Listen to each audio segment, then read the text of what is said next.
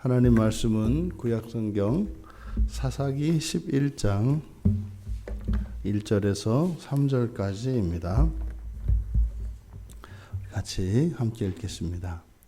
길르앗 사람 입다는 큰 용사였으니 기생이 길르앗에게서 낳은 아들이었고 길르앗의 아내도 그의 아들들을 낳았더라. 그 아내의 아들들이 자라매 입다를 쫓아내며 그에게 이르되 너는 다른 여인의 자식이니 우리 아버지의 집에서 기업을 잊지 못하리라 한지라. 이에 입다가 그의 형제들을 피하여 돕 땅에 거주하매 잡류가 그에게로 모여와서 그와 함께 출입하였더라. 아멘.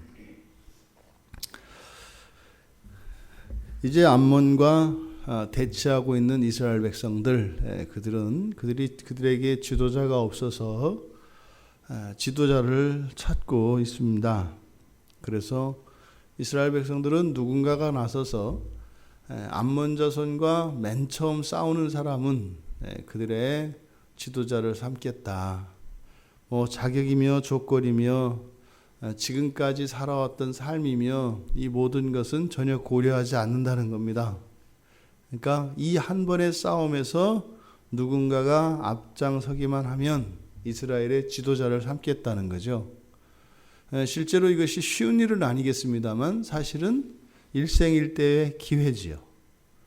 만약에 누군가가 이 전쟁터에서 자신의 목숨을 아끼지 않고 이스라엘 백성들의 앞장에 서서 암몬 자손을 향하여 돌격하고 이 싸움을 시작한다면 그는 지금까지 그의 삶이 어떠하였든 간에 완전히 다른 인생을 살 수 있게 될 것입니다. 사실은 이게 이 자리에 나서는 그 누군가는 사실은 운명이 바뀌는 거죠. 인생이 완전히 다른 인생을 살아가는 겁니다. 그동안 살아왔던 삶이 죄 가운데 있었던 또는 힘이 없고 자기에게 내세울 만한 것이 아무것도 없었던 심지어는요 자기 인생에 대해서 자부심이나 어떤 자존감은 고사하고 정말 살아가야 할 이유도 느끼지 못하며 그렇게 하루하루를 연명하다시피 살아왔던 그 어떤 사람이 있다면 만약에 그 사람이 이 싸움에서 앞장서서 암몬을 향하여 돌격한다면 그리고 살아남는다면 그는요 정말로 하나님 아래 모든 이스라엘 백성들의 머리가 되어서 살아갈 수 있는 기회가 주어집니다. 사실은요 인생의 숱한 애환과 어려움을 겪었던 사람들에게는 사실상 한번 나서볼 만한 일이거든요. 그런데 나서지 않습니다. 생각보다 우리가 우리의 인생에 찾아오는 많은 환난과 어려움 그리고 사람들로부터 받는 멸시와 천대, 모욕과 박해 이러한 것들을 생각보다 잘 견딥니다. 사실은 그러한 삶을 버리고 존귀하고 명예롭고 영광스러운 삶을 향하여 사실은 모든 사람이 살아갈 것 같은데 대부분 그렇지 않다는 겁니다. 이 세상에 사실은 부귀영화와 모든 권세를 능가하는 예수가 나누어주는 그 영생의 자리에 사실은 지금 이 이스라엘 사람들, 이스라엘 백성들이 제시한 이 조건, 누군가가 나서서 암몬과 맨 처음 싸움을 시작하기만 하면 왕으로 삼겠다, 우리의 지도자로 삼겠다라고 하는 이 약속에는 사실은 우연부담이 있습니다. 그렇게 하더라도 나가서 죽어버리면 끝나는 거 아니에요. 개똥 참외밭에서 굴러도 저승보다는 이승이 낫다고 괜히 그래서 좀 한번 인생 팔자 한번 고쳐보겠다고 나섰다가 그냥 황천길로 가버리면 다 소용없다. 충분히 그럴 수 있습니다. 그런데 말입니다. 우리가 예수 그리스도께서 우리를 초청하시는 그 천국의 그 복음에 대하여 반응하고 나아가는 일은 그런 위험 부담이 없습니다. 예수를 믿고 예수 앞에 나온다 그래서 그것이 뭐 정말 우리 인생 전체를 걸어야 하는 뭐 굉장한 무슨 도박 같은 그런 것도 아니고, 또 여차하면 그로 인해서 내가 감수해야 될 그 피해와 충격이 너무 커서 정말 돌다리도 두들겨보고 가라고 그렇게 해야 되는 상황이냐면 또 그렇지도 않습니다. 그런데 정말 이스라엘 백성의 지도자가 되는 것보다 훨씬 더 능가하는 약속, 구원의 약속, 영생의 약속입니다. 그런데 아무도 그것이 큰 의미가 되지 않는다는 거예요. 이게 사실은 우리 안에 있는 죄의 증거입니다. 이게 뭐 도덕적으로 타락하고 뭐 이렇게 법을 어기고 이런 게 죄가 아니죠. 실제로 우리들의 삶 속에 나타나는 부인할 수 없는 이런 확실한 죄의 증거들이 많은데, 바로 하나님의 복음에 대한 우리들의 반응, 이것 하나만 봐도 우리가 죄 가운데 있다, 즉 뭐예요? 타당하지가 않다 이 말이에요. 이치에 맞지 않는다 말이에요. 뭐가요? 이렇게 하나님의 구원에 대한 그 초청에 반응하는 우리들의 자세는 다른 일들에 대하여 반응하는 것과 완전히 다르다 이 말입니다. 왜 이렇게 그 주택가에 이렇게 밀집해 있는 곳에 가면 그 여름철이나 이런 때 되면은 뭐 저희 동네에서도 보면 이제 그 방송이 나와요. 가끔 뭐 이렇게 주민 여러분 지금 나오시면 뭐 쌀을 뭐 10kg짜리 쌀 1kg, 10kg짜리 한 봉을 다 드리겠습니다. 또 뭐 오시면은 뭐 보통 이제 뭔가를 이렇게 팔려고 이렇게 사람들을 끌어 모으지요. 뻔하거든요. 거기 가면 뭐 10kg짜리 쌀 하나 받는 게 아니라 보통 빨간 바가지 하나 받습니다. 그 바가지, 쌀을 받으려면 뭐 30분이고 1시간이고 거기 앉아서 그 사람이 하는 그 홍보 이렇게 뭐예요? 영업하는 그거 다 들어야, 그 다음에도 하여튼 뭐 누가 받은지 어쨌는지 몰라요. 받으려고 갔다가 이렇게 섭섭하지 않게 중간에 뭐 빨간 바가지 하나 들고 오게 되는데, 우리가 살면서 공짜라면 한번 이렇게 어깨너머로라도 이게 슬쩍 들여다보는 게 사람들의 심리거든요. 빤한데도 한번 가보는 거예요. 이게 뭐 할아버지 할머니들 뭐 이렇게 불로장생하는 만병통치약 같은 말도 안 되는 그런 건강 보조식품 같은 거 판다고 그러면 뭐 인생을 살아온 경력이 있는데 딱 들어보면 알지 않겠어요? 근데도 어떻게 해요?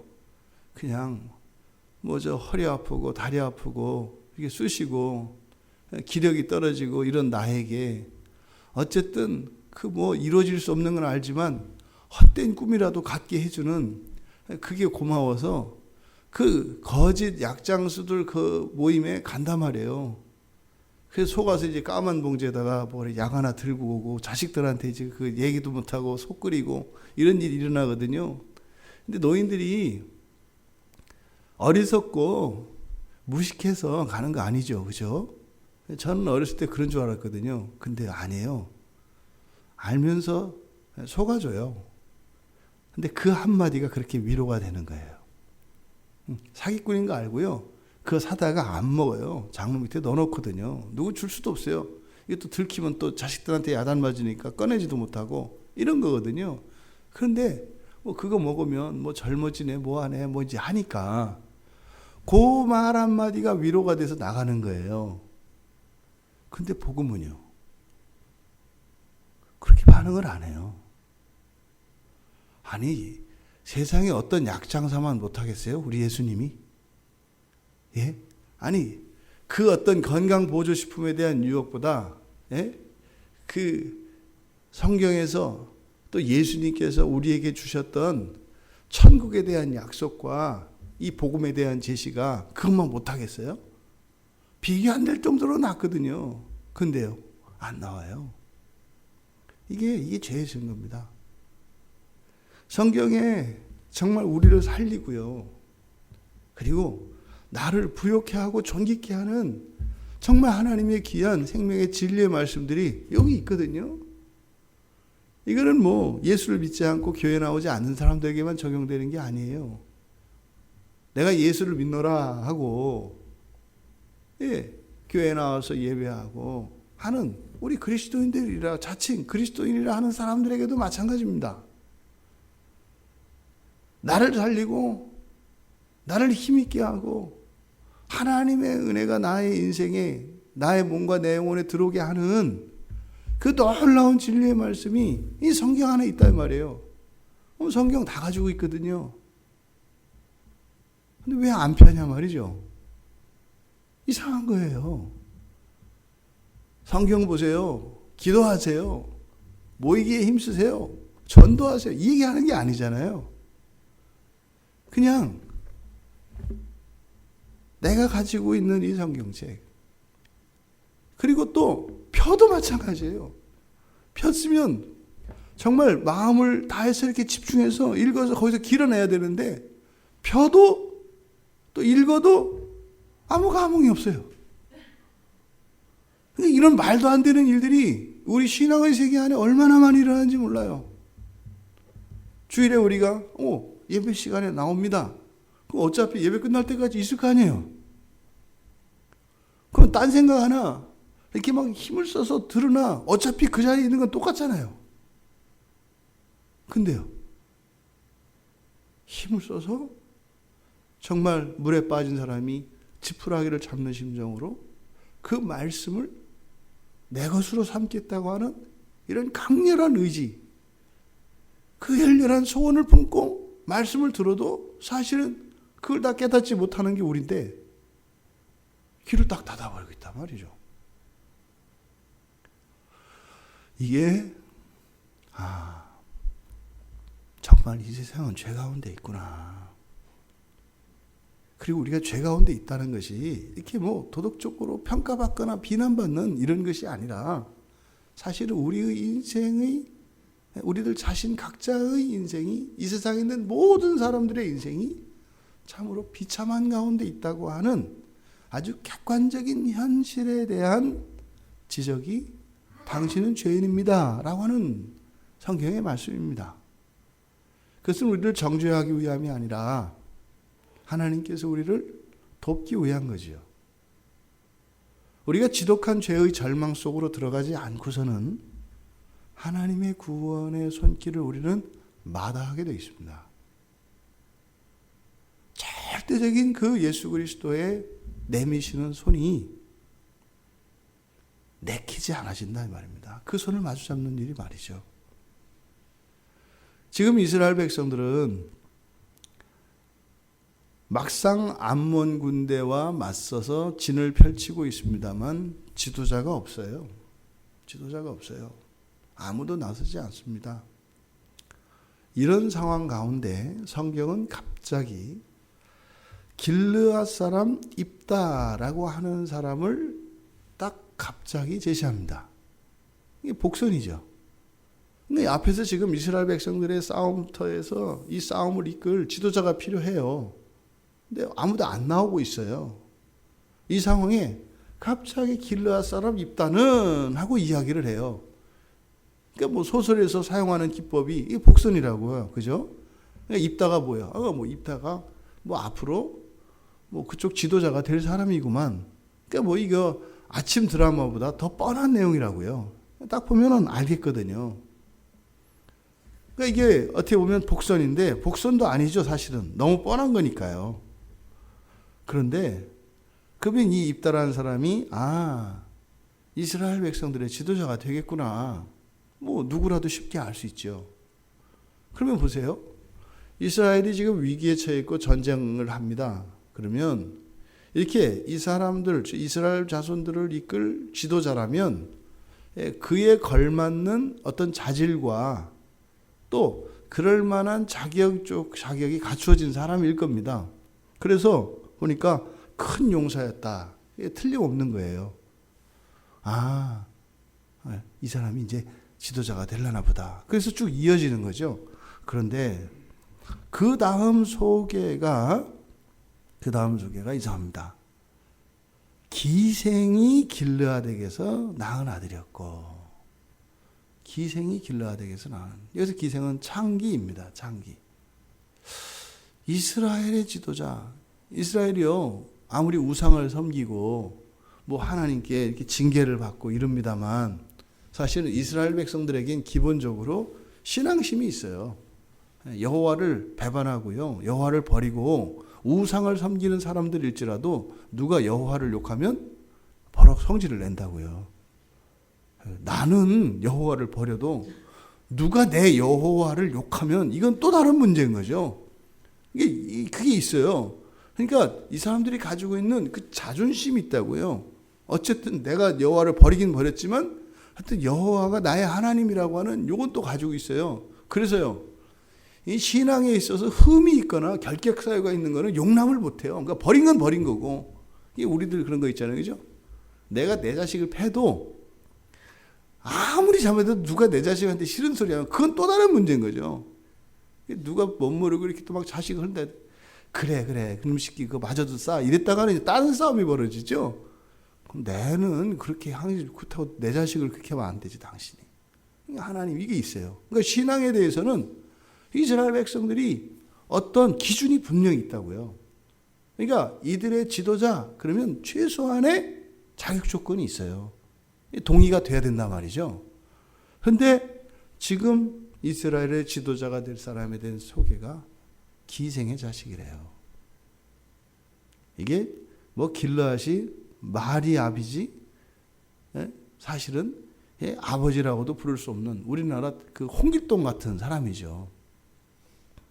뒤에 나온 내용을 보세요. 길르앗의 아내도, 이거 보세요. 기생과 아내가 대조됩니다. 그리고 입다, 그가 낳은 아들이 입다니까, 그가 낳은 아들인 입다와 다른 아들들, 이게 대조가 됩니다. 그러니까 지금 그 집안에서조차도 그 아들들이, 그 다른 아들들이 자라며 입다를 쫓아냈다, 이렇게 얘기를 해요. 그러니까 입다가 아마 이제 뭐 큰 아들쯤 되는 것 같아요. 그러니까 다른 아들이 자라매 이러잖아요. 그러니까 그 집안에서조차 한 형제로 같은 가족으로 인정받지 못했다라는 겁니다. 그럼 무슨 말이에요? 이 창기에게서 난 자식이니까 이미 혈통적으로도 이거는 정통이 아니에요. 게다가 또 그래도 또 입다가 그 가족들에게 좀 이게 받아들여질 만한 뭐가 있었다면 어쨌든 좀 뭐 이렇게 차별은 받을지라도 함께 살 수 있었을 거 아니에요. 그런데 그 아들들이 어떻게 했다고요? 쫓아냈다고요. 그리고 이제는 뭐 우리 형제라고도 생각하지 마라 하고 아예 그 입다를 뭐 족보에서 지운 것 같은 뭐 이렇게 한 거죠. 그래서 입다가 그 형제들이 얼마나 괴롭혔으면 피해서 돕당으로 가서 거주했다는 겁니다. 이런 사람이라면 이스라엘의 지도자가 될 수 없죠. 틀림없이 될 수가 없습니다. 지금 여기서 지금 강조하는 것은 그거예요. 입다가 지도자가 된다는 거예요. 근데 입다는 자격이 없다는 거예요. 출신 자체도 더러운, 가장 저급한 그 창기의 몸에서 난 사람이고, 더군다나 형제들에게서도 또 부모에게도 인정받지 못했던 자식이었다는 거예요. 그러니까 이것은, 이 사람은 도저히 지도자가 될 수 없는 사람이다. 그러니까 사실은 앞에서 이스라엘 백성들이 지도자를 찾는 것과 또 지도자가 될 것이라고 이렇게 성경에 제시되어진 입다, 큰 용사라고 할 때는 그럴 만한 자질이 어쨌든 싸움터에서는 쓰일 수 있는, 지도자가 될 만한 어떤 자격은 가지고 있는 거예요. 근데 문제는 그거를 제외한 나머지는 아무것도 지도자가 될 만한 그런 자질이나 자격이 없는 사람인 겁니다. 그랬을 때 우리의 인생에 이렇게 정말 이 필요 이외에는 전혀 나에게 걸맞지 않는 누군가가 우리의 일생일 때 그 어려운 일이 있을 때 도움이 될 것처럼 나타났을 때 그가 우리들에게 어떤 의미가 될까? 이 긴장이 여기 흐르고 있는 겁니다. 더더군다나 이 입다는 이렇게 형제들을 피해서 돕당으로 나온 뒤에 잡류가 그에게로 와서 그와 함께 출입하였다. 잡류는 우리말로 하면 그냥 건달입니다. 건달. 백수 건달.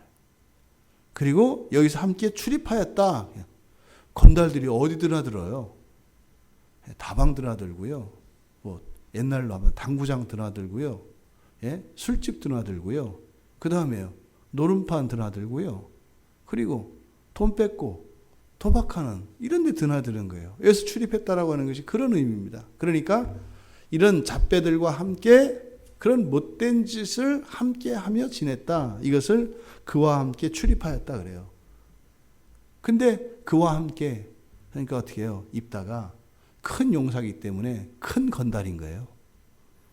큰 건달이어서 휘하의 동네 그 도배에 있는 건달들을 거느리고 이렇게 살았다는 거예요. 그러니까 어떻게 형님 대접을 받았나 보죠. 그러니까 형님이었다 이런 뜻이에요. 우리의 인생에 이런 잡배들을 이끌고 다니는 이런 사람에게 우리의 인생을 맡겨야 되는 그런 일이 일어난다면요. 그 어려움의 문제를 해결하고 안 하고를 떠나서 이미 우리들의 인생은 비참한 가운데 있는 겁니다. 암몬 자손에서 이긴들 그게 무슨 큰 의미가 있겠어요. 지금 당장 내 앞에 닥친 이 문제를 해결한다고 해서 그 다음에 또 다른 문제가 생겨날 것입니다. 우리가 인생을 살면서 어떤 어려움에 처했을 때 너무 힘들고 오래 그것이 계속되면 빨리 끝내고 싶은 이런 마음이 듭니다. 그냥 지치면 얼른 이 상황이 좀 끝났으면 좋겠다. 그래서 극단적인 선택을 하기도 하고 정말 치명적인 실수를 범하기도 하죠. 근데 하지만 우리가 인생을 살다 보면 그렇게 너무 힘들고 정말 더 이상 버티기 어렵다고 해서 포기해서는 안 된다는 것을 압니다. 왜요? 아니 출산을 하는 임산부가 아기를 낳다가 힘들다고 쉬어야 되겠다. 그만해야 되겠다. 그럼 어떻게 되겠어요? 둘 다 죽어요. 둘 다 죽어요. 그럼 그렇지 않겠어요? 그래서 뭐 그 아기를 낳는 그 여인에게 가서 내가 목사인데 말이죠. 지금 힘 안 주시고 중간에 포기하시면 안 됩니다. 둘 다 죽습니다. 그러지 않겠어요? 네가 나 봤어? 내가 얼마나 힘든지 알아? 지금 그 얘기하는 게 아니잖아요. 그죠? 고통에 대해서 이야기하는 게 아니죠. 멈추면요. 죽는다는 사실을 얘기하는 거죠. 그 얘기를 하는데 아이를 낳아본 출산의 경험이 있어야 될 필요는 없는 거예요. 근데 우리는 그렇게 되묻는다고요. 과연 네가 그런 말을 할 자격이 있는가? 자격이 중요한 것이 아니라 뭐예요? 그 말이 진리인가? 이것이 중요하죠. 지금 이스라엘의 지도자로 제시되고 있는 이 입다를 통해서 하나님을 의지하지 않고 하나님의 손길이 아닌 우리의 힘으로 살아가며 얻는 구원의 정체가 무엇인가 하는 것을 가르쳐 줍니다. 하나님의 은혜로 살아가는 인생이 아니라 우리가 우리 스스로의 힘으로 살아가는 인생이 우리들이 보기에는 그렇게 멋스러워 보이고 씩씩해 보일지 모르겠지만 그 속에 들어가서 그 진실을 파헤쳐 보면 바로 이렇다는 것입니다. 우리가 지금껏 인생을 살아오며 정말 하나님의 은혜만을 의지하며 하나님의 은혜 가운데 있었던가요?